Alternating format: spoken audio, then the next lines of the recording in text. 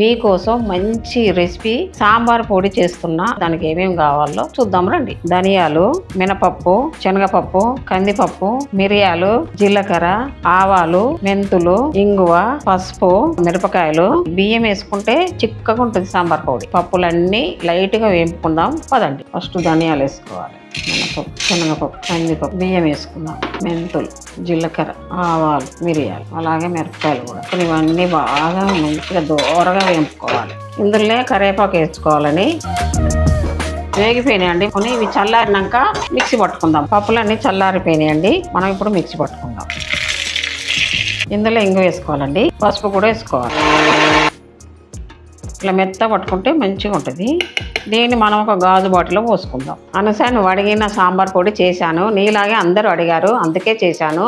సాంబార్ పొడి చేసుకొని ఎలా ఉందో టేస్ట్ చేసి నా కామెంట్ బాక్స్లో తెలపండి.